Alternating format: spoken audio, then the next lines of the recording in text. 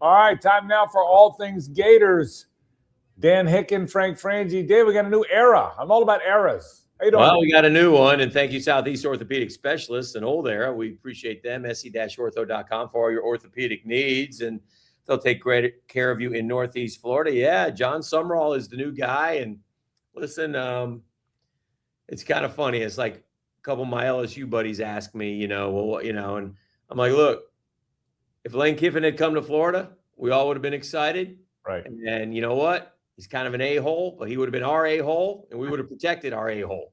But now that the fact he's not here, hell, pile on his ass and cheer on John Sumrall, a guy who's going to do it right, a guy who's going to be Dan Lanning and Kirby Smart, a guy who's going to get it done, a guy who's already making great hires, a guy who's going out the right way at Tulane. Hell yeah, I'm all about John Sumrall right now. Well, I got a couple things for you. First, I want you to see this, Dan. I wore my black Gators shirt in honor of Billy Napier being gone. Okay, just want you to know that, okay? Okay. Someone told me, someone said, why are you wearing a black Gator? I said, I don't know. I like that. I bought it at Dick's Sporting Goods. Well, you can't wear black. So that's what Billy Napier did. I can't wear my black anymore. Yeah, he killed our black hoodies. Yeah. Killed my black hoodie. I'm not wearing a Gator. I'm 1010XL today, but go ahead. Killed my black hoodie. Dan, a few things. Number one, listen, we all wanted Kiffin. I don't know. This is going to sound like sour grapes, so indulge my sour grapes. Sure. But it got really clunky with him. I mean, Ole Miss hates him now, and he said something, and the player said he was lying, and the AD. Yeah. And listen, let me say that I'm gonna say something important about Kiffin. Then we'll move on to Sumrall. All right. People compared Kiffin to Spurrier. Wore thin, in good shape, wore the visor, great offensive mind, not afraid to chirp a little bit the other coaches. So that was the comparison, right? But and again, I'm not trying to be sour grapes, but I'm just my opinion. But the ball coach was authentic as heck. What he said, he believed. He didn't sit around and think about what he was going to say. He just said it. He wasn't trying to emulate anybody else. I get the feeling that Kiffin down the stretch was a bit disingenuous. Did you get that? Did it feel that way a little bit to you? Or he's a liar, dude. They proved him out 3 different times when he left. All the different fibs that he told on his way out. But again, trying to run him off the road. Come on, man. He's running you off the road. Like you just said about, the players calling him out. That's not what happened in that. That's not what we felt like. Right. I had no idea until 30 minutes beforehand that I was going to get to coach a playoff. Keith Carter, we made it perfectly clear to him that he was not going to be coaching in the playoffs. So, yeah, I mean, but that's his MO, Frank. That's, I saw somebody rank his 6 departures in order. They're all pretty fascinating departures. If you remember Tennessee, in the end, Lane Kiffin is who we thought he is. He tried to change his image at Ole Miss, but he couldn't quite pull it off. That is perfectly said. That's the thesis statement. He tried to change it, but he is who he is, and that's not really who the ball coach is. All right, enough of that. Let's get to John Sumrall. What stood out to you? He's a ball coach, Frank. Ball coach. He is. I was going to ask you what stood out. He is a ball coach. But Dan, you watched the presser? Like me, you've read 7,000 stories about him now. Yeah, we've all heard about him. Because I got a lot of thoughts, but I want you to go first. You go first. What stands out to you about the whole Sumrall thing? The presser, still coaching Tulane, all of it. Well, here's what I think. You know what? And I know Florida or Danny did a great job of putting Danny Werfel out there in the forefront. Scott Strickland, I'll get to Sumrall in a second. Scott Strickland took some bullets, and he took the bullets, and, most Florida fans don't like Scott Strickland. They're not happy with Scott Strickland. I think he took some bullets on this coaching search, and I think in the end, I hope he's proved right, but I think he got the guy that everybody wanted. I love what Danny Werfel said about John Sumrall throughout. So let's start with that part of it. I think that was terrific. I think hearing what Danny had to say on various podcasts and such was outstanding. I think he was very upfront. He's Danny Werfel, man, the most genuine guy you will ever meet, and every one of us will attest to that, right? So you get what you get with Danny Werfel. He walks the walk and he talks the talk. So that said, that made me feel even better about John Sumrall going in. But I just liked the fact that everybody wanted him, that everybody has him highly ranked, that he chose us. And one of the things that a lot of the people who were in the coaching search told me is we really want someone who wants to be here, wants to be a Gator. I feel like that's that guy. I feel like that's John. Yeah, I think that's everything you said is 100%. To the Werfel thing, Mm-hmm. best thing Danny did is he dispelled some rumors. I tell you what, once you started following these rumors on social or boy, they weren't even close to right. no, That one rumor, Lincoln Riley wanted the job at Florida. Yeah. We did all we could to get a hold of Lincoln. He wasn't, and I get it. Lincoln didn't want the word out that he was talking to other people. But he said we did all we could. He said Turnkey fired us. We had a great relationship with Turnkey. Yeah.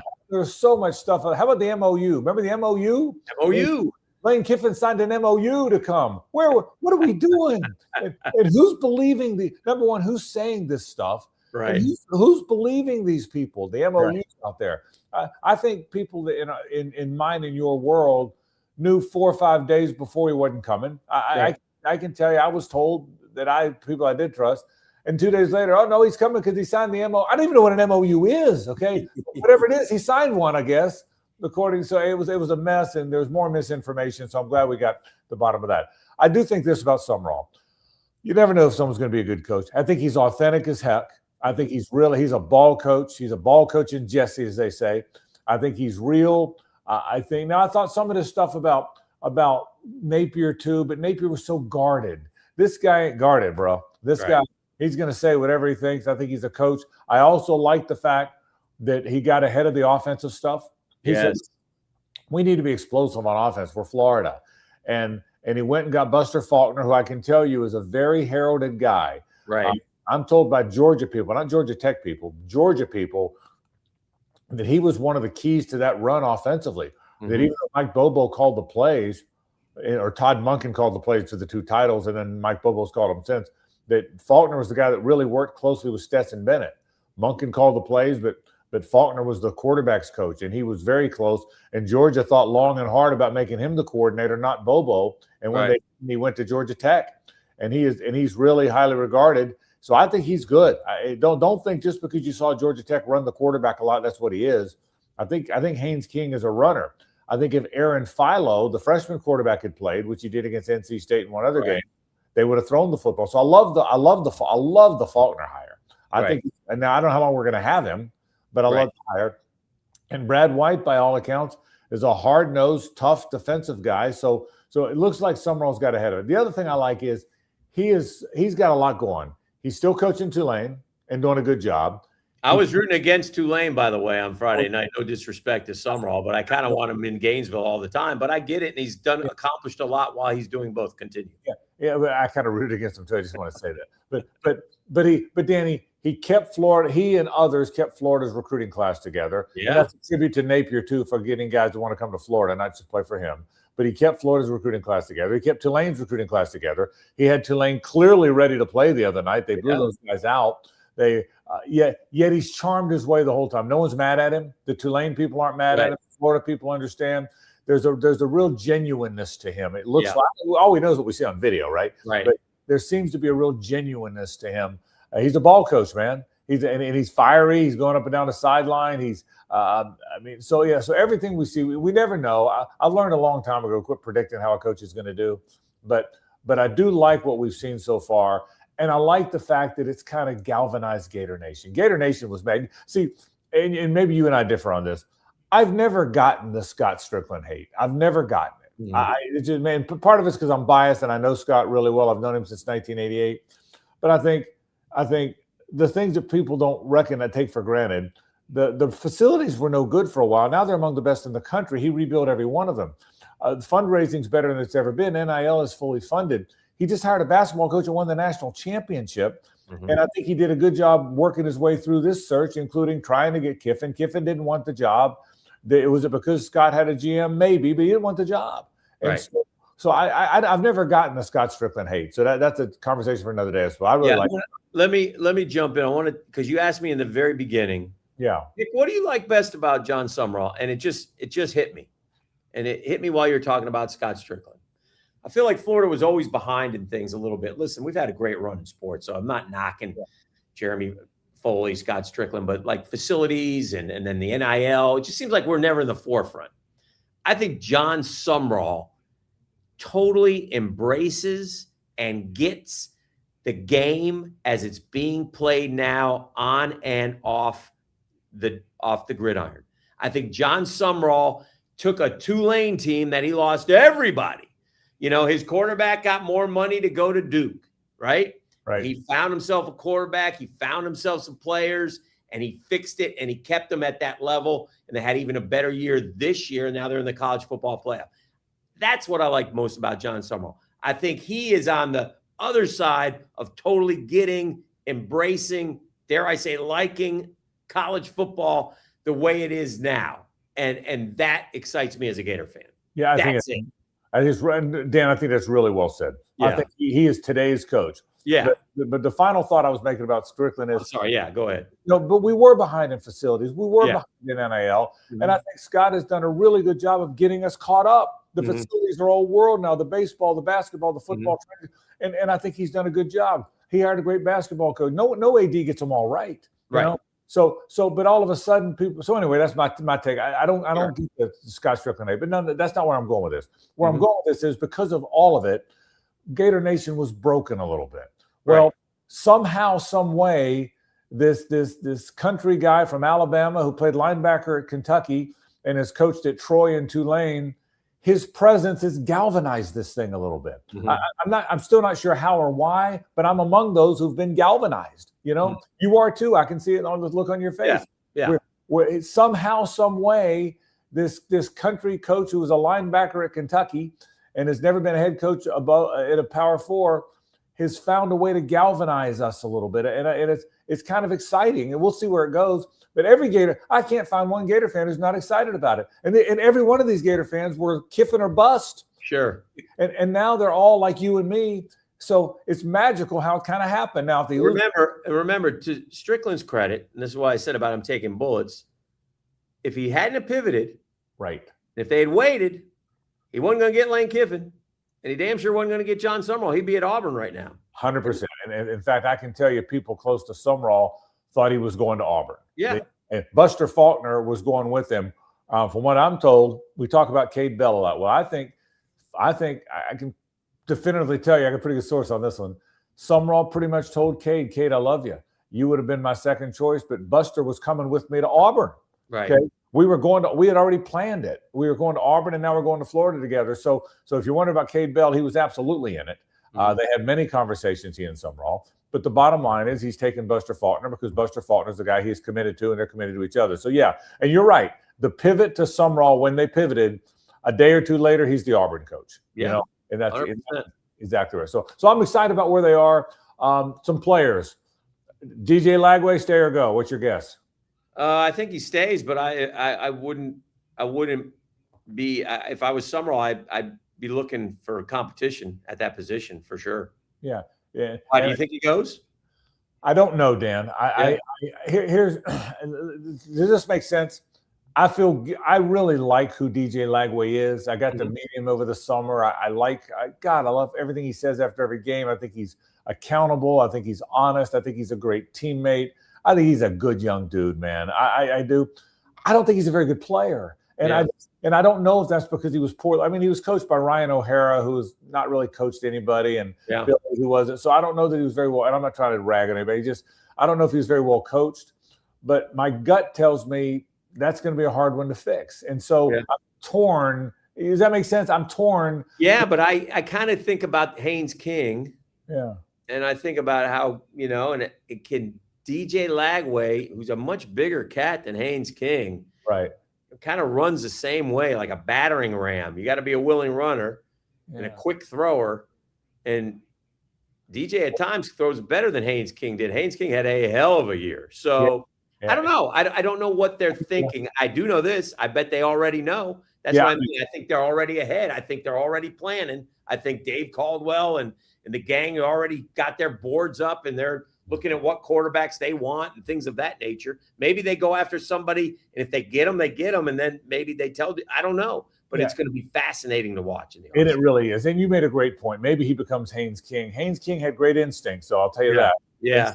So hopefully – That's fair. With 2 or 3 thoughts. By the way, speaking of Dave Caldwell, the GM, you and I, we all know Dave. Yeah. and I've been texting back and forth with Dave. I'm guessing you have too. He's really excited. I can tell you that he's locked in and he's at a good place, and so I'm excited about that. Let me ask you this. Because I'm a geek for this stuff. I go watch all these highlights of quarterbacks.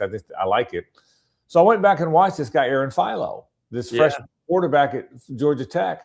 Oh yeah. And I saw the NC State game where he played most of the game, and then they played I forget who it was, one of the non-power teams, and beat him easily. Right. He's pretty good. Yeah. He set all the Georgia records. He broke all Trevor Lawrence's records in Georgia. He's pretty good. Now, is it bad to steal him? Is that bad football when you just say, hey, I'm going to steal you from Georgia Tech? Because he's Georgia Tech's heir apparent. And so I feel guilty thinking that, but I kind of want him to come to Gainesville. I mean, is that fair? Loving football, college football, buddy. But to your point, if you get a portal guy, you're better off to get a senior who's played 3 years, right? That's what everyone's doing these days. They're going to get people who played a bunch. But I just, but I agree with you. I think they probably already got a plan. Here's what I would tell you: keep Jaden Baugh. I don't care what it takes. Keep Jaden Baugh. Miles Graham's already said he's staying. Keep Dallas Wilson. Keep Vernell Brown the third.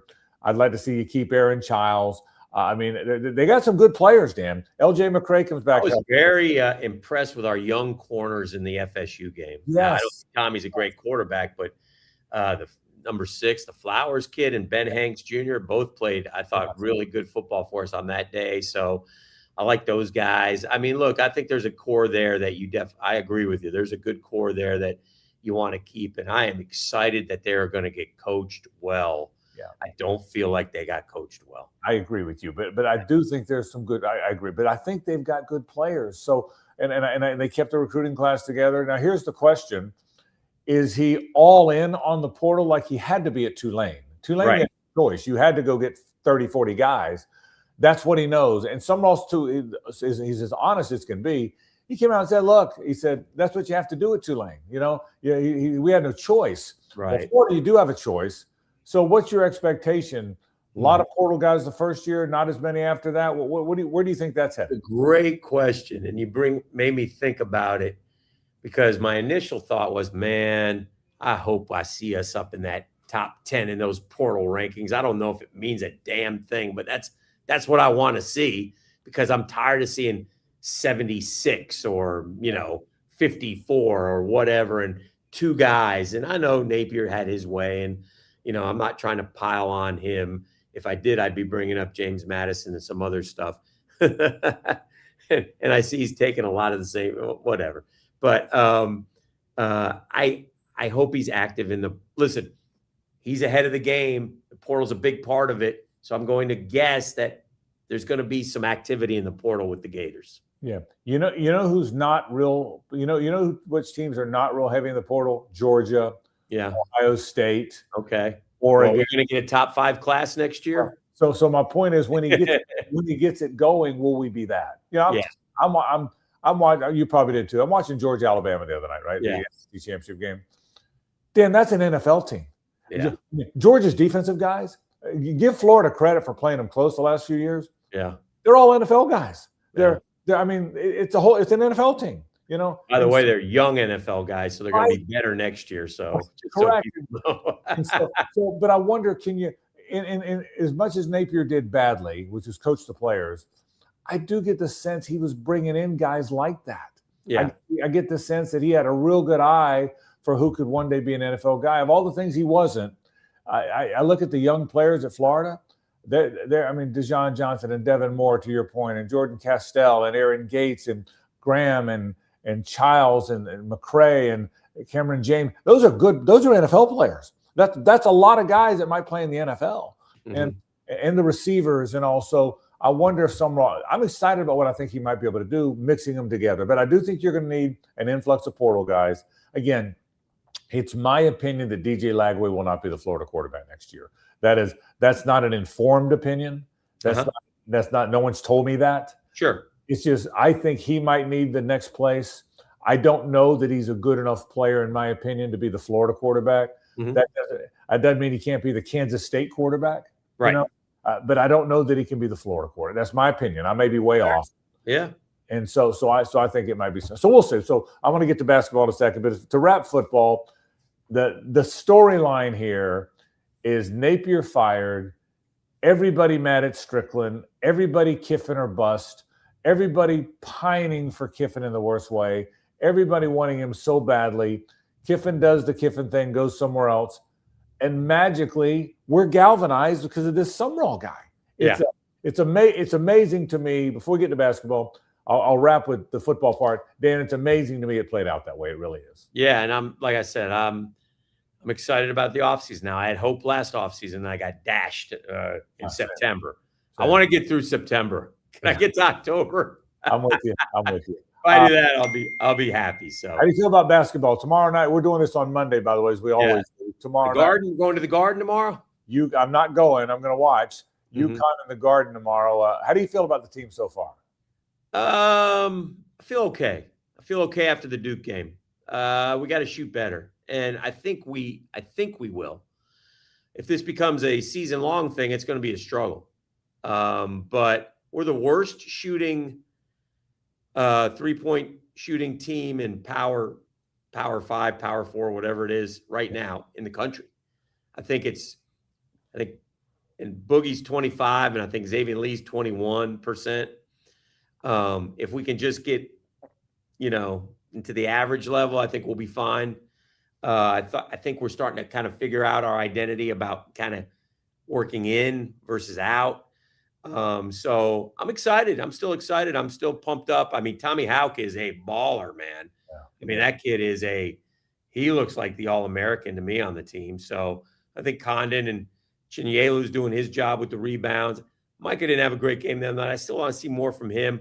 He's got to learn to keep the damn ball up here and not down here. You're 7'3", bro. Play up here. Right, but yeah, I feel okay. How about you? Same. Here's what I thought. Florida's the defending national champion is well beyond moral victories. I get that. Mm-hmm. But I think Duke's really good. That game was in Cameron Indoor. Yeah. We had a few tough whistles, and it's still back from 15 down, 14 down, whatever it was. Yeah. It still took a 3 at the buzzer or a 3 late to beat us. So I feel pretty good. Here's what I think about the basketball. Number one, I think he's a really good coach. Number one, that helps. And it's a legitimately really good, long, athletic, intimidating front court.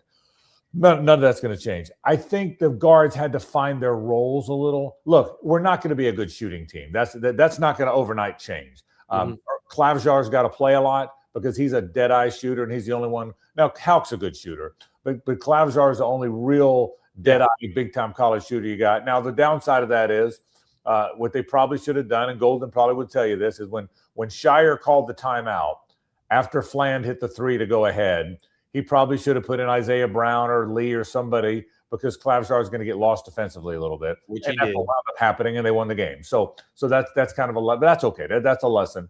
But I don't think they're going to be a good shooting team. But I think Lee and Fland and Klavjar are going to start finding their way a little. That front court is going to dominate people. So I feel better. I don't think they're going to beat UConn. So I think they're going to be I think they're going to be 5 and again, this is on Monday. I think they're going to be 5-4 on Tuesday night. Last year they were 36-4, by the way. Okay. So I think they're going to equal their loss total from last year in December by tomorrow night. But I think that's okay. 2 or 3 things. I think they'll find their way. I think all these good teams, I thought they overscheduled a little. I said that before the season, and they might have, but it's going to have them ready. I also don't think the SEC is as good as it was. No, it's definitely not. Tennessee's getting beat by Syracuse and Illinois. Auburn got beat by 30 by Michigan. Kentucky's really got problems, at least by Kentucky standards. So Alabama's good. After that, I don't think the league's nearly as good as it's been. We got a lot of those home games, those Saturday home games against those good teams. So I think Florida's okay. I don't see Florida as a 1 or 2 seed like they were a year ago. No.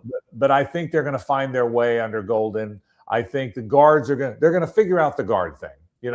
Right at the end of Fland started to look like Fland at the end of that. He had a nice game, second half, really good. I mean, I know he dribbled it off his foot to end the game, but those mid-range jumpers he was knocking down, and then he hit a big 3, which was because I was like, no, yes, good shot, Boogie. And I thought that the 3, he went to the basket. He's got to get to the goal because that's what he's good at. He's got to get to the glass a few. He's kind of like Zion pulling a little bit.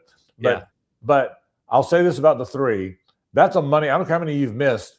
When you're down a point in Cameron Indoor with the whole world watching, and you create a three and drill it, that is a great sign. Yep. Because that means when the moment's the biggest, and Florida, you're now the defending national champion, playing in the best conference in America. You're going to have some big moments, man. And I think he showed he could do that. So I'm like you. I don't think they're going to win tomorrow night. That's my opinion. Right. I think they'll be 5-4, but then they got 4 easy ones. So they'll be 9-4 when they start league play. Yeah. I think the league's off a little bit. So, I think you got a chance to go 14-4 in the league, somewhere thereabouts. That'd be nice. And if you do that, I think you're going to be okay. So, all right. That's all. Boy, a lot going on, Dan, for no football. A lot going on, man, in December. Appreciate you, Frankie. No bowl game, Dan. I don't know if you've heard of no bowl game to watch for us, Dan. If we hold out a little bit longer, they might get to the 4-8s. That's all things Gators. Dan Hicken and Frank Frangie. Thank you, Southeast Orthopedic Specialist, sc-ortho.com for all your orthopedic needs. Frank, have a great week. You too, Hank. All right, bro.